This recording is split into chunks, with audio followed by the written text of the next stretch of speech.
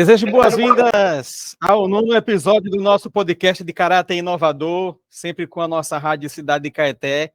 E essa inovação, é claro, todos que já acompanham a gente desde o primeiro episódio sabem que é em parceria com as Mãos Tagarelas. As Mãos Tagarelas é uma edtech voltada para inovações tecnológicas, para tornar o universo das pessoas surdas, tanto elas como ouvintes, mais acessível e inclusive. Esse podcast é o nome Tagarela Cast.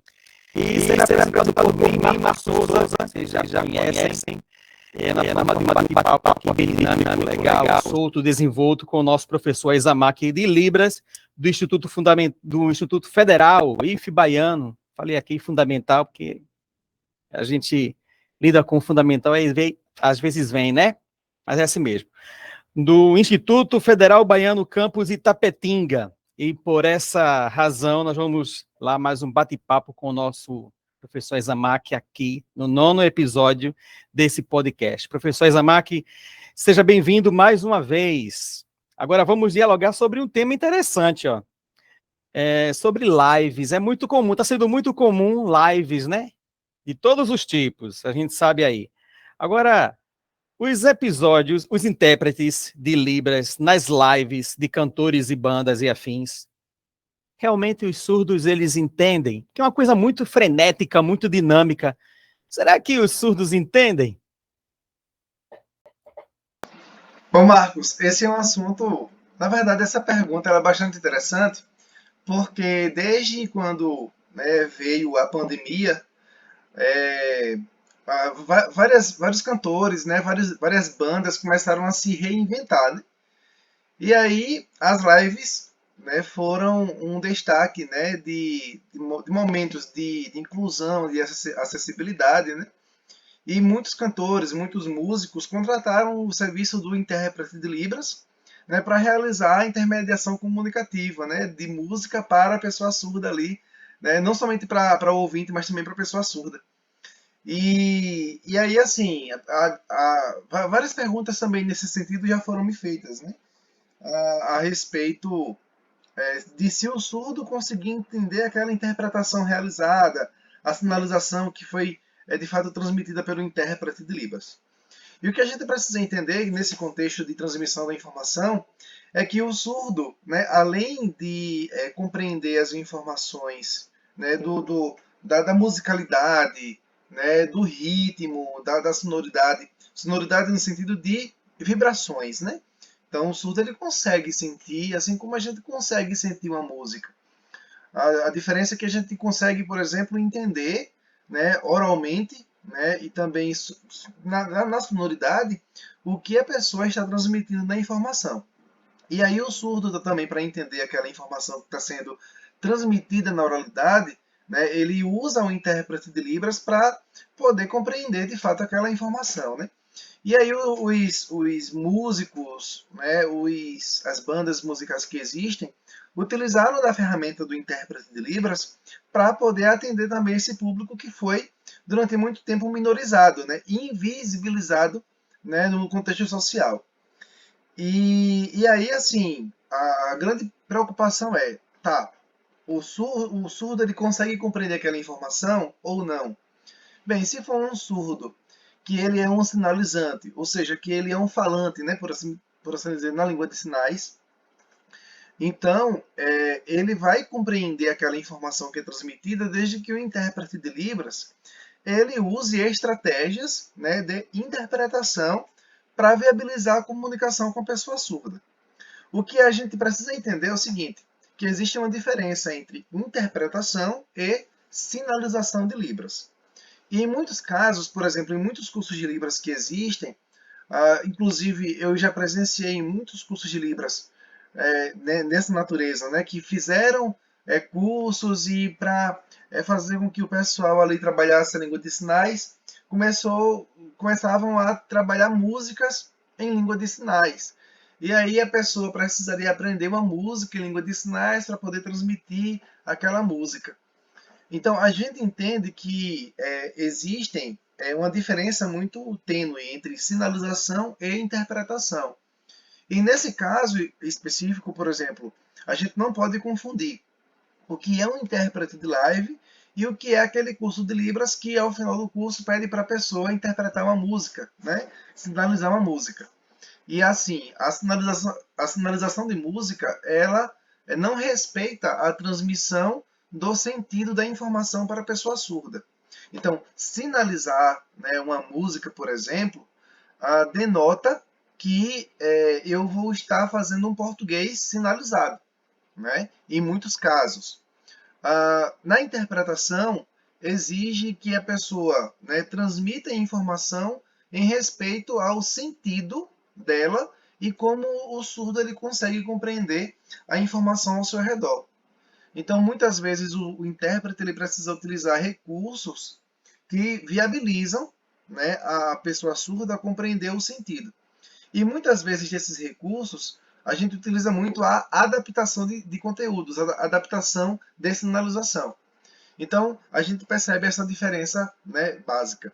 E assim, em relação à questão de se o surdo entende ou não, aí depende muito do nível linguístico da pessoa surda, também, né, do nível linguístico do intérprete de Libras. Ah, legal, Examac, resposta. Então, uma coisa que você mencionou aí, eu não sabia, é que existia uma diferença entre sinalizar uma música e interpretar uma música. Eu não sabia. Você poderia colocar alguns exemplos entre sinalizar e interpretar algo em Libras? Sim, sim, Marcos. Então, né? A interpretação, muitas vezes, uma interpretação de uma música, eu preciso, tipo, adaptar a uma informação. Na sinalização, eu tento expor ipsis literi, né? Literalmente aquela informação, né? Na língua portuguesa. Um exemplo bem claro, eu recentemente interpretei uma música, só para fazer um teste, né? A de Maneva, né? Bem, a Maneva estava fazendo a interpretação daquela música. Mas aí eu realizei a interpretação. Que aí falava assim, ó, ainda não me chame de bebê. Se, por exemplo, isso aqui é um gesto carinhoso, né, que existe. Então, muitas vezes a gente precisa realizar a interpretação, ou seja, o que essa frase ela quer transmitir. O que está por trás dessa sinalização?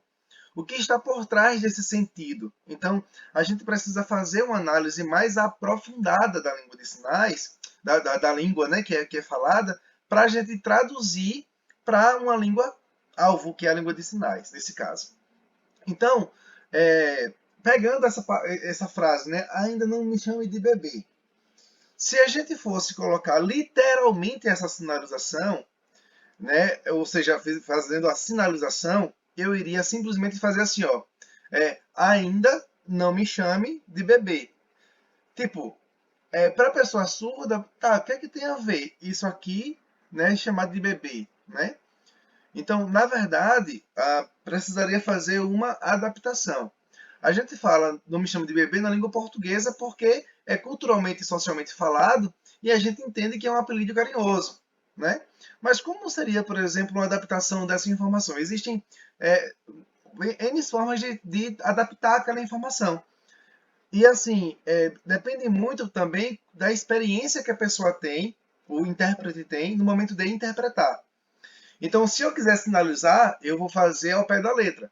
E a interpretação, ela envolve um arcabouço de experiência linguística do intérprete de Libras. Então, por exemplo, eu escolhi fazer uma adaptação desse termo, né? Ainda não me chamo de bebê. Como? Né? Fazendo um apelido carinhoso, fazendo uma sinalização carinhosa, por assim dizer. Né? Como se estivesse pegando, né, na bochecha da pessoa, né? E dando um carinho. Né? Então, ó, não faça assim, não precisa, né, ficar me dando carinho. Né? Então, por que foi feito dessa forma? Porque foi uma forma que foi utilizada para tentar, né, atender uma questão visual da espacialidade linguística no contexto da comunicação. Tá, então, um exemplo claro. Sinalização. Eu tenho uma exposição, pelo menos uma sinalização de música, né? Eu tenho uma exposição de uma informação literal, E aí eu pego essa literalidade, né, e coloco também na língua de sinais, e que muitas vezes não vai ter um sentido para as pessoas surdas. Por exemplo, tem uma música também que a gente muitas vezes faz, que é sinalização, dias melhores. Né? Então, vivemos esperando dias melhores. Né? Então, isso aqui é o que a gente chama de sinalização. Né? Não é uma interpretação.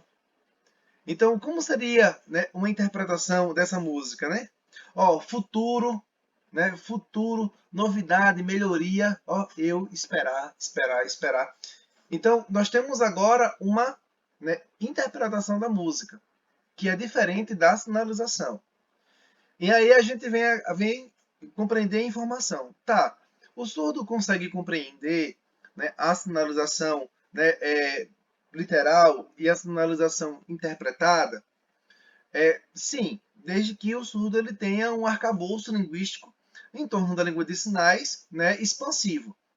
Por exemplo, os surdos de referência, que são aqueles surdos que estão no meio acadêmico, que são doutores, que são mestres, que são especialistas em Libras, né? Esses são surdos de referência, né? Eles vão conseguir, por exemplo, compreender, né, ambas as sinalizações, uma sinalização estritamente, né, em língua portuguesa, que é o português sinalizado, e ele vai poder também entender a interpretação, né, no contexto de transmitir, né, a informação fugindo do português sinalizado. Então, os surdos de referência conseguem entender perfeitamente. Né?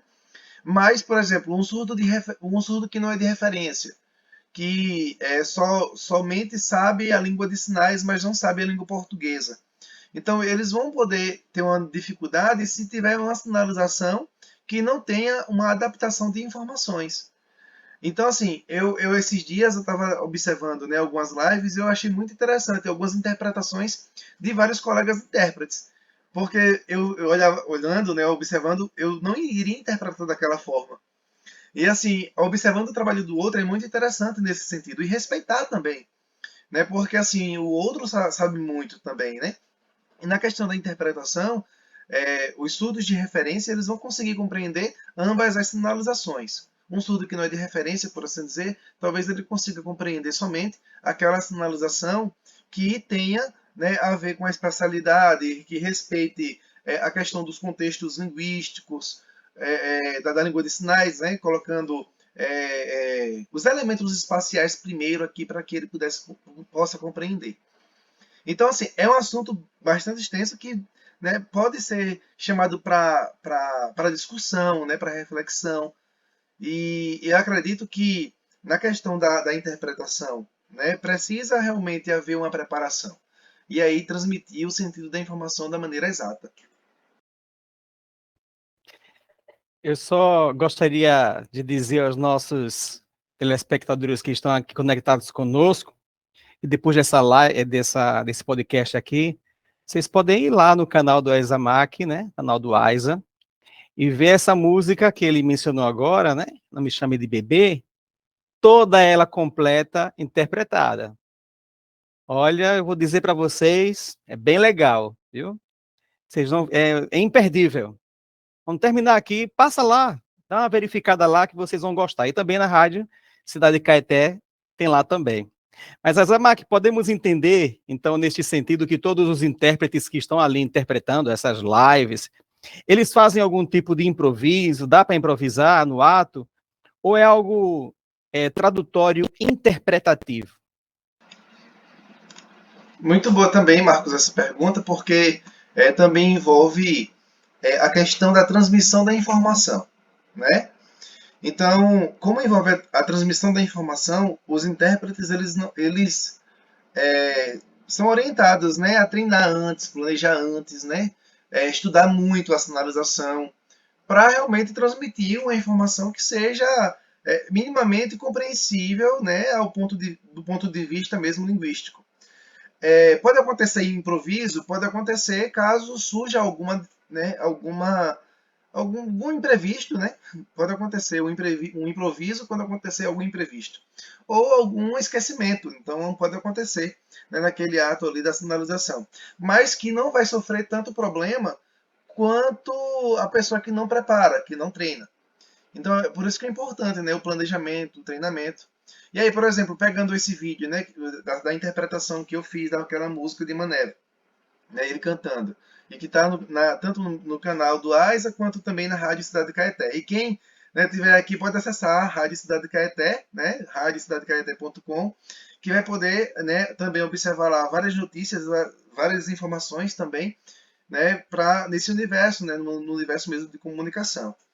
E aí, assim, analisando aquela questão da interpretação do vídeo, Marcos, eu fiquei observando, fiz uma comparação.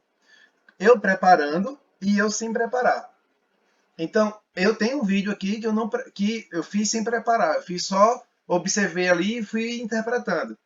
E observei a diferença entre, né, eu preparar algo e eu não preparar, né, a interpretação de uma música. Qual a diferença? Sem interpretar, eu não vou.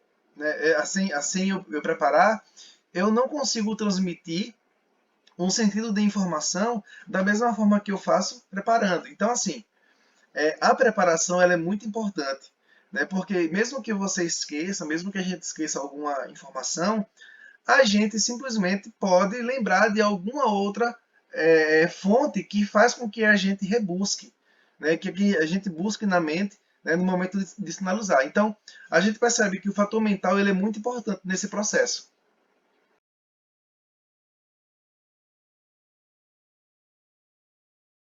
Legal, legal, Aizamak. Muito bem. Então, quer dizer que eles treinam e se preparam bastante para realizar essa interpretação, não é? Eu acho que tem que existir isso. Agora, imagine o quão trabalho deve ser para fazer essas lives, porque elas não demoram 20 minutos, né? Uma hora passam, né? Muitas vezes disso. Isso mentalmente eu acho que mexe muito com o intérprete. Existe alguma estratégia para eles, uma estratégia mental para realizar essa interpretação, Aizamak? Marcos, existe sim. Né? Na verdade, assim, existem estratégias mentais, né? No ato da tradução e no ato da interpretação. Existe um método bem conhecido, que é o método GISH, né? Ou GISH, que consiste em realizar, de certa forma, mapas mentais daquela construção do texto para transmitir a informação na língua-alvo. Então, quando a gente fala assim, língua-alvo, nesse contexto, a gente coloca a língua de sinais. Nós temos a língua-fonte, que é a língua portuguesa, para a língua-alvo, que é a língua de sinais. É a língua que a gente almeja, né? Tem o alvo de atingir. Né? Então, assim, nós temos esse método, né? Que é um método tradutório, que também pode mexer muito na questão do ato da interpretação. A gente também tem outras estratégias, outros métodos que, assim, eu vou falar, a gente vai falar lá na segunda temporada, né? Mas que é um universo, de fato, linguístico na língua de sinais. E muitos intérpretes de Libras que são hoje profissionais, de fato, intérpretes, eles precisaram passar, né, pelos estudos, né, da tradução e interpretação, né? Bem, os intérpretes que recebem informação, né, para isso, eles devem compreender as estratégias do ato comunicativo, né, nesse processo tradutório. E assim, como exige treinamento, então eles conseguem mapear, né, o início, o meio, o fim, né, de realizar a sinalização. E isso também mexe muito com a memorização. Quanto mais você treina, quanto mais você pratica, mais você consegue memorizar os passos que você precisa dar. E aí, assim, os bons intérpretes de Libras, eles treinam, eles praticam, né, inclusive em casa. Ah, mas ele precisa descansar. Eles descansam também, né, mas também, né, não esquecem de estar ali se reciclando, se atualizando. E é um processo muito importante essa questão da reciclagem, da atualização, porque muitas informações são novas, tem muitas coisas surgindo ao mesmo tempo, né, em torno da língua de sinais. Então, né, se requer de fato compreender algumas estratégias. Eu coloquei apenas uma, mas existem outras variadas. Legal, muito bem, Aizamak. Esse foi um assunto assim, muito interessante e merece que seja tratado com mais profundidade. E por isso eu quero convidar você que está aqui nos acompanhando desde o primeiro episódio, esse sendo o 9º, para assistir o último episódio, episódio 10 desse podcast, que é a continuação dessa conversa. E nós vamos falar e finalizar esse 10º episódio, né? Falando um pouco da primeira temporada deste podcast, sobre quais são as preparações que o intérprete faz de Libras quando vai realizar as suas interpretações de alguma música, das dificuldades que ele enfrenta e como eles superam essas dificuldades. Então não perca o nosso último episódio do podcast dessa temporada. Fiquem à vontade para curtir aí, deixar o seu comentário, deixar um coraçãozinho para a gente, um elogio. E também uma crítica, e críticas sempre são bem-vindas. A gente gosta até mesmo para aprimorar, né? Até para fazer algo melhor, dê sugestões. Estamos aqui para atender vocês. E comentar, né? Deixa o seu comentário lá. E divulgue aí, espalhe aí para os seus familiares, amigos, vizinhos, professores, os profissionais da educação. Vamos propagar essa ideia que está sendo bem legal. Então, agradecemos todos vocês que estão conosco aqui assistindo esse 9º episódio e também o professor Aizamak, muito obrigado por essa iniciativa assim muito valorosa. Agradecemos todos vocês pela presença. Até o próximo episódio. Tchau. Marcos, e aproveitando, eu também vou dar um tchauzinho, mas eu gostaria também de divulgar uma coisa que eu gostaria muito de falar, são os meus e-books, né, em torno da língua de sinais, tá? O primeiro e-book, né, a história quase concisa da educação de surdos, que também tem um livro físico, né? Então, se você estiver assistindo aqui, você pode adquirir. Como? Onde? Né? No site da Mãos Tagarelas tem lá a parte de vídeos, né? Eu, inclusive, vou até colocar vídeos, não, livros. Vou até colocar também um endereço que vocês podem encontrar. Aí também tem o e-book Como Estudar Libras por Videoaula, né? Que lá vem mostrando estratégias de como você pode estudar com autonomia, né? De forma autodidata a língua de sinais brasileira por meio de videoaulas. E o terceiro manual, o terceiro e-book é Como Estudar a Libras por Revisão. Também a gente está disponibilizando, né? Logo logo a gente vai disponibilizar no evento da Rota, da navegação do sinal, o livro, né, o e-book, Como Estudar Libras por Mapas Mentais, Como Estudar Libras por Resumo e Como Estudar Libras em Grupo. Então, né, aproveitem esses materiais, aproveitem também todas as informações que nós estamos disponibilizando, porque são informações atualizadas com base nos estudos, né, da neurociência. Tá bom, Marcos? Obrigado, viu? Viram? O trabalho aqui é muito rico, tem muitas novidades aí, eu acredito que vocês vão gostar muito. Obrigado, Aizamak. Até mais no próximo episódio.